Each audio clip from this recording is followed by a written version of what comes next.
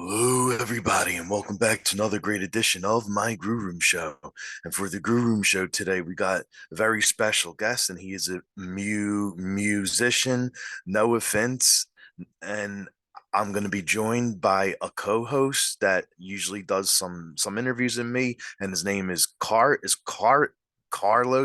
and we're going to be talking to Noah about his new song, "Growing Up on the Internet," about the songs he's done in the past, his music, stuff he likes, and it's going to be a fun time. So I hope you all like it. I am Rocco Cross. I am the host at Stutters, as you could tell. I am the host of the Grue Room, and my interview with Noah will be coming up very soon. This is my Grue Room, and as always, welcome to my nightmare. Stay tuned. All right. Thank you, Noah, so much for taking time and coming on the show and chatting about your life and music. That's all good. I'm excited. All right, sweet. So, what kind of guitar do you have? I see you got like something in the back over there. Oh, so this isn't mine. This is my boyfriend's. We have like I've been playing guitar since I was like 14, so I have like 10 years worth of guitars. So there's just like they literally are just lying around the house. There's a ukulele there. There's another ukulele here. But I have no idea what this is. It's my boyfriend's, but it's nylon string, so it's much nicer on the fingers. So I play it up here. Okay, so like which one do you like most? Like, is there like a certain one? Because I know some artists they have like one guitar or bass that they love playing the most, and they won't get rid of it. Yeah, well, it's difficult because I'm like, so I Gibson. Well, am I allowed to swear? Yeah, yeah. Oh, okay, cool. Gibson fucking sent me. I swear a lot. Gibson fucking sent me guitars like on tour. And they definitely like. I play like a SG, fucking a Les Paul Jr. Um, and it sounds insane. Like they sent it over and we sound checked, and like my sound guy, my drummer, my bassist, my manager all played it through the PA because it sounded so good. So they sound the best sound wise, but like I'm 5'5" and have like not big hands. So like I grew up playing like a Fender Mustang, which is like a Yeah, short. yeah. So like that I think that is like my favorite guitar because like I grew up with Nirvana and Kurt Cobain played that, so I got the exact same guitar as he did. Yeah, I was reading that like when you were growing up, your dad was the one that introduced you to music, and with those amazing bands, like who were some of the bands you loved listening to when you were growing up? Yeah, so like I yeah, well, so like both my parents are musical, but not in like they weren't like music teachers or anything. Like my mum's been in a cover band since I was 10. So Oh like wow. yeah, and she would play like Fleetwood Mac songs, so we'd always have like Fleetwood Yes. Mac, like Blondie, that kind of stuff. And then my dad was more into like Nirvana, Foo Fighters, love the Prodigy, still listen to them so much. Nice, And nice. then like my mum was also like really loved David Bowie. So I remember like Hunky Dory was an album that I remember a lot from when I was a kid. Oh wow, okay. And what what do you like doing when you're not playing music or vlogging or making videos? Like, what do you like doing during your free time? That's a hard one. I do have free time, but I also have ADHD, so no, I don't. Because like I've got the equivalent of like two jobs. There's like the social media stuff and the Yeah, music stuff. So yeah, I'm exactly. still trying to figure that one out. I mean, I really like climbing. I love watching shitty reality TV shows. There's this show in the UK called Come Dine with Me, where Okay. they get like these four people and they try and pair up like a group of people that are just going to cause conflict. But like they each go to each other's dinner, to each other's house to have dinner, and it's just drama. And I love watching that. I used to watch that every night with my boyfriend. Yeah, I mean, like I like listening to music. That was like the big thing growing up. Like my friends would come around my house, and my dad has nice speakers, so we would just sit and Oh watch music wow. videos literally all day. Yeah, Oh my God, that's awesome. yeah. And like, what would you say your fashion sense is? Like, how do you like dressing? I feel like I get called like a cartoon character a lot because I have I have 30 pairs of the exact same socks because I don't like other socks. And I wear like the same three outfits. But I don't know, this like just edgy. I like looking a little bit dirty, but not so dirty that I smell. So like grungy, I guess. Skatery. I'm not sure. I just wear clothes I like, and then I wear them so much that then the clothes just become my thing. So I don't know. I'm trying to branch out. So you got the Kurt Bane vibe like going, Yeah, right? yeah. I'll go for that. I'll take that. There you go. And like when you're writing songs, like, and how do you get into a headspace to write? Because a lot of your songs you share personal stuff about your life, and how do you get into a headspace and want to share that with the world? I guess like I there are like a few different ways that I write. It like initially started out with me because like I got signed in COVID lockdown. Yeah. Before that, like I'd never have a writing session. I only knew how to play because I taught myself how to play guitar. So I was like completely new to everything. So when I first started, it was a lot of like I would just sit and force myself to think about my feelings and force myself to write. And I wouldn't go into the studio without like a verse and a chorus because otherwise I'd be like, oh well, this isn't my song because somebody else. I'm less like that now. I have like a good group of like writers who are now just like really good friends who like I it's not really so much now that I'll sit down and try and force myself to write because that's never a good idea and that's not really how creativity works. But what happens now? It's more just like every day I'll have like a thought that I want to write down on my notes page and I'll be like, oh, that'd be a cool song. Or like, because a lot of like writing for me is like it's cathartic. Like I Yeah. so like it's more like I'm like, oh, I have a feeling, let's document this, which is kind of why I started social media. um but yeah, I mean like usually I'll go into the studio with a voice note of just like a melody Mhm. that I have, and then like I like a notes page of ideas of things I want to write about. And then I'll go in with like writers who are now just like really good friends. And it will essentially be like what you're talking about is like the really like personal ones, like Well, yeah. the proper like emo ones. So like I pretty much have the equivalent of like it's like a therapy session in the studio. Okay. I'll be like, yeah, so like I've been feeling like this, haha, it kind of sucks, right? And then we'll like sit and talk for about talk about it for about 2 hours, and then one person will just like write down the words that I say, and then we'll kind of just get together and write that. But I am still very like what's the word? Uh I'm very like, oh fuck, what is the word? Oh wait, like not territorial, but like possessive, I guess, about my All music. right. Okay. Like it, but now that I've found people that I write really well with, I know that I can just be like, yeah, no, I hate that idea. Like I hate that. And like someone will write me a few lines, I'll be like, that's cool that you wrote that, but I didn't write that, so I'm not going to be using that. So yeah, it's a very roundabout way of saying I don't know, I just write down my feelings and then talk to other people about them.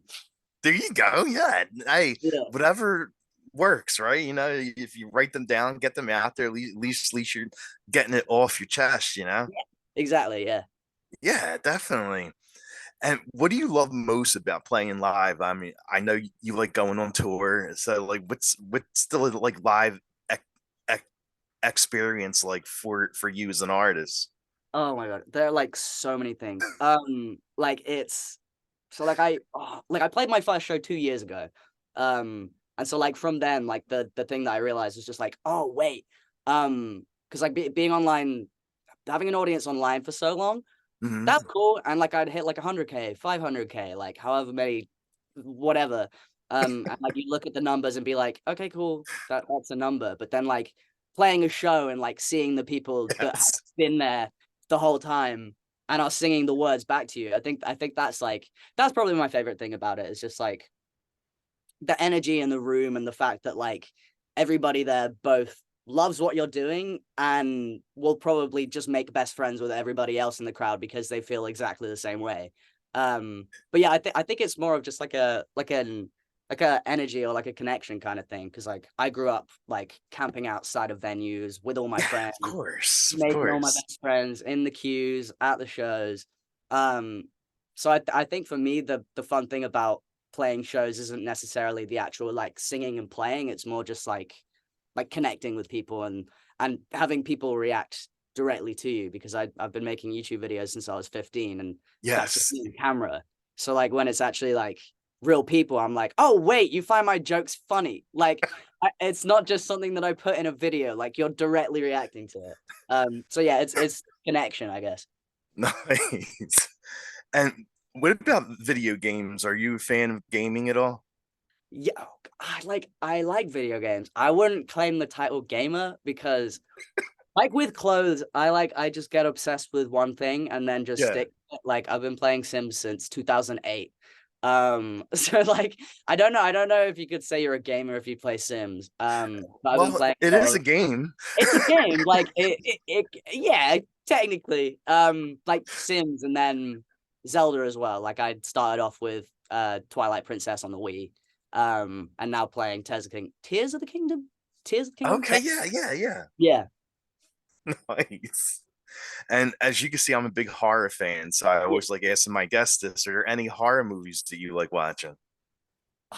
I do really like horror movies. I remember as a kid, I remember going into Blockbuster as a kid and walking past the horror aisle and being like 15, 18, and I was like, nah, I can handle that.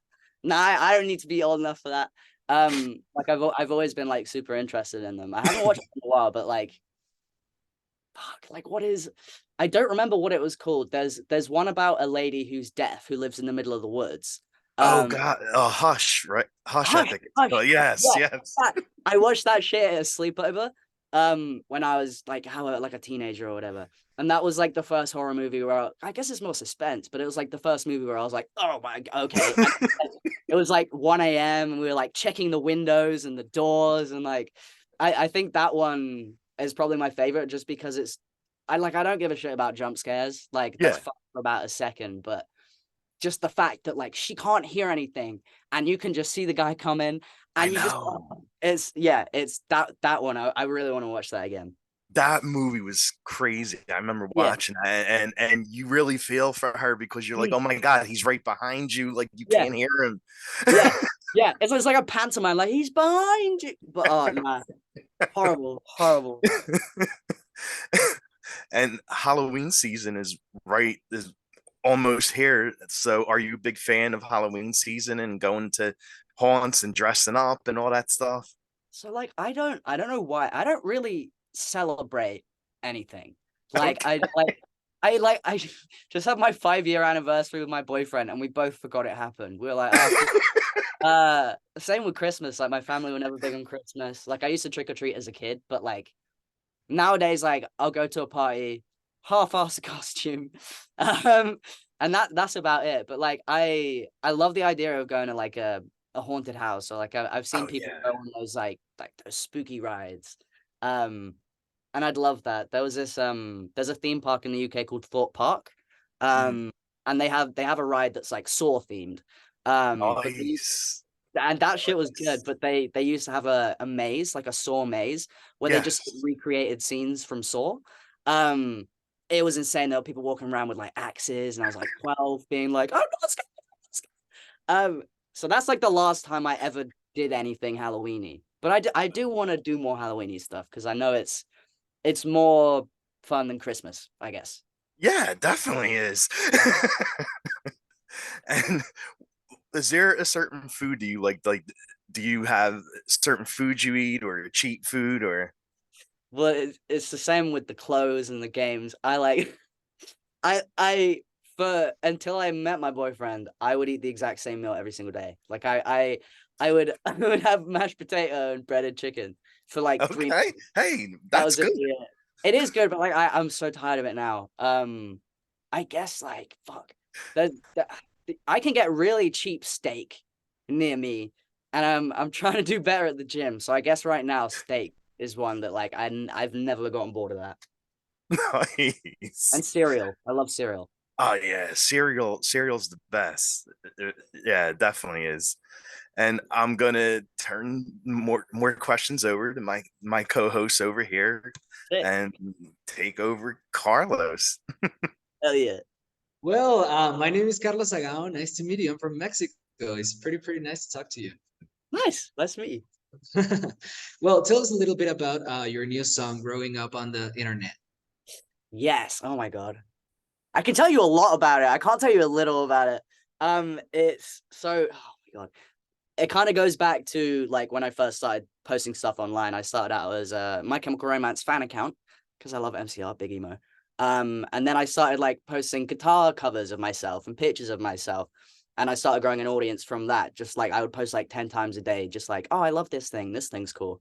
Um, and then as I started gradually growing, that there were more instances of just like really fucking weird people trying to interact with me online. And like growing up, because I put so much of my life into the internet, because like I was in the closet, couldn't come out at school, so the only place I could be myself was the internet. I threw so much of my time in there that like all that weird stuff that happened was just normal to me. And I think the thing that sparked me writing this song was I went through my camera roll recently because I was like, oh, it's nice to reminisce on your teenage years. I scrolled and I found a picture of a tattoo that a 40-year-old man got of me when I was 15. And he would like comment like, oh, you're so sexy on my pictures. And like me and my friends were like the same age. And because we were teenagers, we were just like, oh, it's the local pedo. And we just found it funny. Um, so like that's how the song initially started. Cause I was like, I feel like I'm only just processing how weird some of that shit that I went through when I was a kid was. But yeah, it's a song about that. And I don't know, also like I've more recently, because I've been doing YouTube since I was 15 and I'm 24 now, so almost 10 years. Like because I've been online for so long, I'm like, okay, cool, I get it. Like the algorithm, and then you gotta post this and you gotta post that. And then people want this and then people want that, and I'm fucking tired. So like, yeah, that the weird pedo that got me tattooed, and then also like big fat rise in transphobia making me not want to be on the internet is like all those things mushed up into a song where I'm just like, I just need to process what the fuck happened back then and also how I feel about the internet now. But I definitely think it's something that like a lot of the younger generation will just absolutely vibe with, like being in those really dodgy chat rooms when you're like 13 years old just because you found a dodgy link and you want to know what's in it. That's kind of what it is. That sounds great, man, because a lot of people can relate with this. And Yeah. I know you've been on the internet for so long and you've dealt with a lot of stuff. So I'm interested, how do you deal with hate, for example? Um, so this is like an interesting question because like it just became part of my day-to-day life when I was like very young. So I'm kind of like not there's times now and then again that there are like comments where I'm like, oh, you didn't know, but you just hit on one of those really big insecurities that I purposely don't tell the internet. So there's the occasion where like they really piss me off, but like I guess the way that I deal with hate is I just like take the piss out of it. Because like I feel like it's very easy to see a horrible comment on the internet and be like, oh, this person somehow figured out this thing that I'm insecure about. That means that they know me well enough to judge my character well enough to make a negative comment about me. Whereas like comments that I get nowadays are people just being like, you look like a girl. And I'm like, my guy, like like people meet me and they say, nice to meet you, sir. Like I'm not gonna take the comments of like some rando probably living in a fucking his mom's basement. Like I'm not gonna take what he says to heart.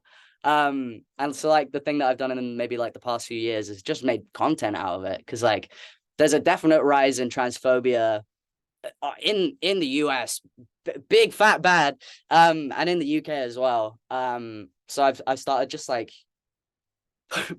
posting videos where I just react to things that transphobes say.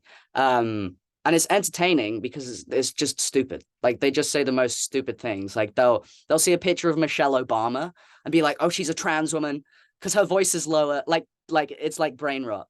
So like I like to just take those videos, react to them, take the piss out of them, but then also give people the arguments that they may not be able to conjure up themselves. Is just like, it's like, for example, a thing that people say nowadays, so like trans men like me, is they'll be like, oh, well, you're going to have a stroke. You're going to have a heart attack because of the testosterone. You find that in a video, you react to it, you look at the data, and you can literally just say, oh, so yes, I am more likely to have a stroke now that I'm on testosterone, but my likelihood has just risen to that level of my brother, because testosterone isn't going to give you a stroke. It just means that testosterone thickens your blood. You know, like I'll just be as likely as my dad. Well, no, actually, no, he has high blood pressure. But like just as likely as anybody born a guy would be. So like that's the kind of thing. Like see a shitty comment, see a shitty video, take the piss out of it, and then also it's kind of education at the same time. That's probably one of the things that I admire the most about you, that you're capable of making fun of it and making these videos. And I love your platform because you give voice to some topics that are usually hard to talk. So Yeah. tell me, why did you decide to do this? Sorry, you cut out a bit. What did you say? Why did you decide to do this kind of things? Oh, yeah, I don't know. There's never like intention behind anything I do. I'm very ADHD in the way that I'm just like, oh, I want to do this thing, maybe I'll do it. So like, yeah, it was never the plan to do that. It was more just that I was getting these comments that I found funny. And I showed them to my friends and they'd be like, that's insane. That's hilarious. So it was more just like, this is just fun. Like, this is fun for me. And there are, I mean, obviously, like, I think recently in the last few years, the transphobia thing has pissed me off more than anything, because what annoys me isn't that people are ignorant, because you can't help being ignorant. Like if you don't know something, you don't know something. But what annoys me is just like the way that the media will push these ignorant opinions and won't fact check it, and everybody will just take it like for face value.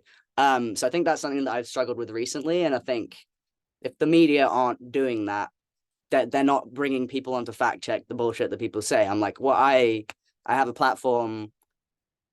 One, this is fun. It's entertaining to just rip into these people who just don't know what they're talking about. And like, two, it's helping combat the kind of thing that like mainstream media doesn't necessarily do a good job of. Oh, I see. And there's a video that I really like, which is answering trans questions you're too afraid to ask. Yeah. Because we are afraid to ask, you know, Yes. we have no information. At least here in Latin America, there's still a lot of misinformation about this kind of things, Yeah. you know? Yeah. So I believe it's pretty important to do this kind of things. Yeah. Well, thank you. Yeah. I've the thing online is like there's this like overwhelming overarching opinion that like trans people are like hypersensitive and they're snowflakes, where like I'm in the position where like if somebody reacts badly to an ignorant question, they're probably hurting. Like they're probably not doing good. Where for me it's just like I love answering those questions, because where else are you going to get the information? You can Google it, or you can just spend your entire life wondering what the right thing is to say. So like I love answering uncomfortable questions, I guess. I don't know. It's funny for me. And it's great, you know, because those uncomfortable questions are often the questions that teach us the most. Yeah, exactly. I really believe so. What was it like to you when you first knew you were trans? Was it hard to process for you? So it's like it's the thing that I say a lot of the time. It's like there's not like one moment where I'm like, oh, I'm transgender, better change my pronouns. It was more like a few events like throughout my entire life. But like to give like a quick summary, like I was 4 or 5 years old, asking my mum to give me a boy haircut. I You know how men piss in urinals, like they face the toilet. When I was 4, I was like, oh, guys just face the toilet backwards. So I would just squat on the toilet backwards and be like, this is how boys pee. And I was like 4 years old, 5 years old, and that was just ingrained in my head. So like early childhood thing, stuff, that was a big thing. Always wanted to like play as a boy. When you play like parents and like house and dress up, I was always the dad or the brother or the dog. And then yeah, I guess I didn't really like fully discover it because I didn't have the language to know what the fuck was going on. I was just like, why do I want a deep voice, and why am I terrified to grow boobs? I guess like I first really heard about trans people when I was like 13, 14. And yeah, it was really hard to come to terms with, because I was in denial so bad, even though like looking back, Jesus Christ, like anybody could have picked me out of the lineup and been like, that's a trans guy. but yeah, it was difficult because like I think the first thing for me was like there's a thing called a binder which like flattens your chest. It's like a sports bra.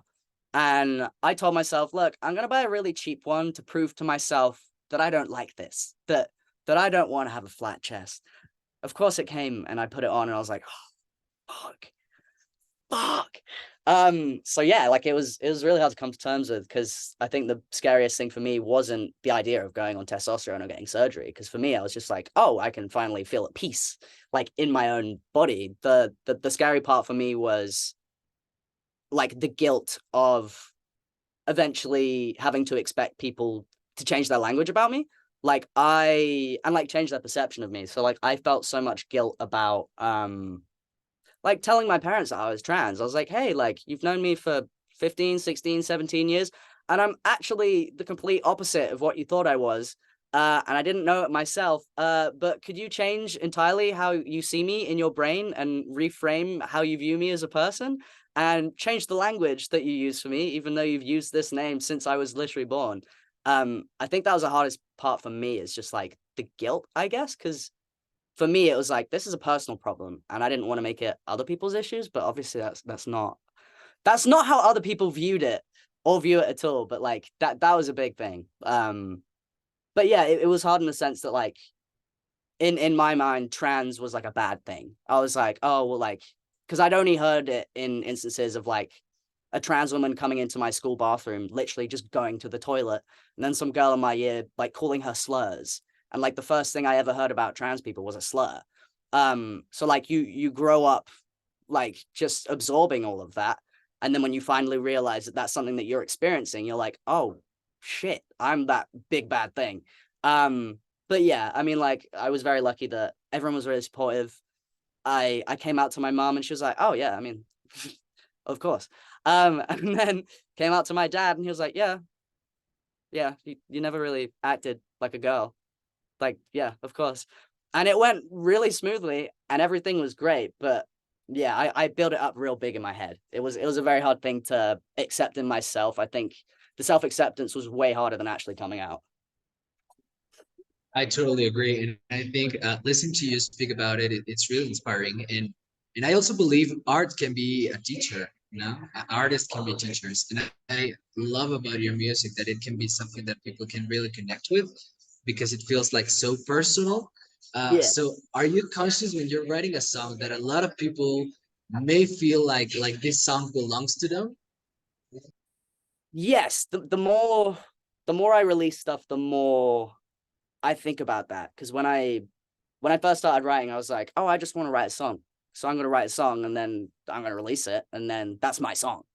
That's my song that I wrote. That's not your song. And that's obviously not how that works, because as soon as you release a song, it's everybody else's. And like everybody is like Googling what the lyrics mean, like asking questions. But I guess like it is something that I think about in the studio, but it doesn't impact. I mean, I wouldn't say that it impacts my writing. The only way that it would impact my writing is when I'm like, oh, is this too personal? Like, is this something that I want like thousands of people to know about me, to see about me? But when that kind of thing happens, like it's very easy to like have a phrase that you've written that's like deeply personal, and then to kind of just like rewrite the entire phrase, and it still has the exact same meaning to you, but it's maybe not as obvious to other people. Like I could think of like a few lyrics that I wrote like that. But yeah, like I definitely think about how people will receive it more now that like I've released 2 EPs, so there are songs that I know people will love, and there are songs that I'm like, oh, are they gonna like this? But yeah, I like the people around me. I trust a lot. So if I write a load of shit and they tell me it's shit, they haven't done that yet. But yeah, like it's definitely something I think. Okay. And about the songs you have released so far, which one do you believe is the most personal to you? Do you connect the most? Oh, I mean, like probably Asthma Attack. That was the first one that I released. And I mean, like that was like the trans song, like for a lot of people in my audience, because like I wrote it when I was 15, and then recorded it just before I started testosterone, because I was like, it would be wrong for me to sing this song about how much I hate myself and how uncomfortable I feel and how I don't see a future for myself, it would be wrong for me to sing that in my current voice, because yeah, exactly, like it wouldn't make sense for me to sing it with a deep voice. So I think that was the most personal, because that was like, it was the equivalent of just like a diary entry that I put to ukulele chords. And at the point of me writing it, I didn't think about releasing it. I didn't think about what other people would think about it. So I guess that was the most like uncut, I guess. I don't know how to explain it. That was the most like raw songwriting, I guess. Okay. Now, musically, what is something that you haven't done yet and you would like to do? Oh, that's a good question. Musically, is this just writing or just like in general music? Oh my God. Jesus. Um, Fuck. That's a good question. Sorry, I'm like stalling so I can think. I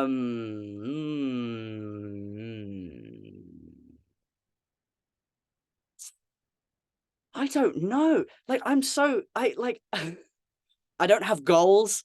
Like I don't have ambitions. I just do things.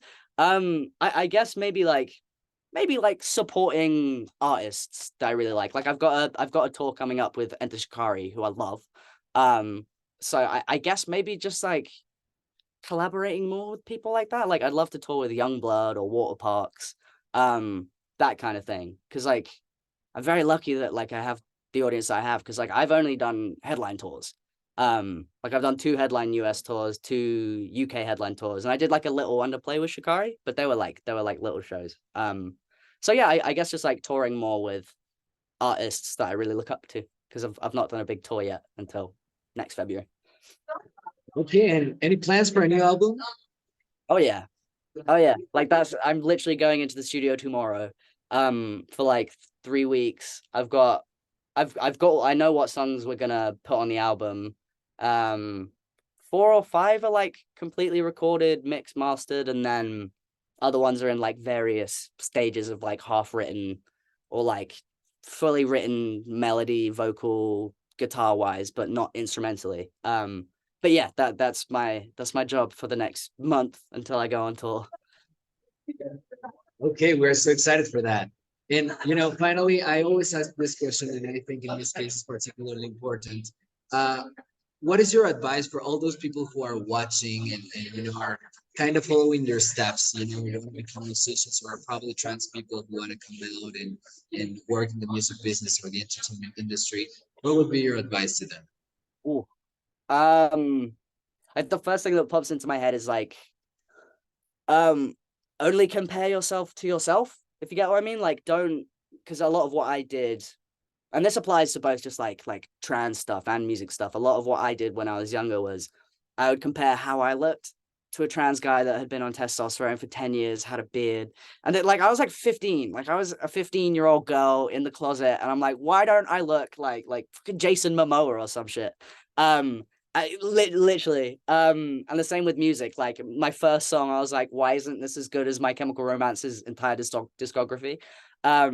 So I think something that I've learned is like, I think self growth and like self development is way more important than I think people put emphasis on. Like, I think if you write a song, you think it's really good, hell yeah, and then you write a song a year later and it's way better than what you did a year ago. Like that's the most important part, right? Like you always want to be one-upping yourself. I guess I only compare yourself to yourself, and don't put too much pressure on yourself to know exactly who you are or what you want to do or what your sound is or what you want your art to look like. Because a lot of that comes from just like trial and error. Like, yeah, I think especially with like gender identity and like sexuality, like I started off thinking I was non-binary, then realized I wasn't. I was just a trans guy, and then when I transitioned, I was like, oh, cool. Like, yeah, I've only been into guys my entire life, and then like 3 years ago, like out of the blue, I was like, wait, I like women. And I was like, I'm 24. Like I was 21 when I realized that I was bi. So I think a lot of it is just like trial and error, self-discovery. And yeah, I think social media has a way of making people feel very insecure and very inferior and it makes people compare themselves to people like at the top of their game. So I think, yeah, I think work on yourself before you try and compare yourself to people that have been doing this shit with fucking hundreds of people on their team. That is a great advice. Man, it was so nice to talk to you. I have so many friends that are big fans of you. So you have a big community of fandom here in Mexico. Hell yeah. We wait for you to tour here soon. And Yes. it was so nice to talk to you, man. This is great. Thank you so much for having me. Just gonna end it with like I'm gonna ask like three last questions. And first of all, as a fan, like, is there any artist or band you would love to go see live? I have seen every well, I've seen most bands I want to see live. I've seen My Chemical Romance twice now, which was like I never thought I would. I really want to see Beartooth live because I've been listening to them since their first album was out, which was out when I was like 14 or something, and I've never seen them live. So Beartooth, I would love to see. Okay. And if you were out with your man or your friends, like, is there a go-to karaoke song that you would do if you were doing karaoke? I've only been to karaoke once. I think that's a crime. It is a crime. It is a crime. It's fun. I don't know why I didn't do it before. Jesus, go-to karaoke song. What is a song I love singing? I'm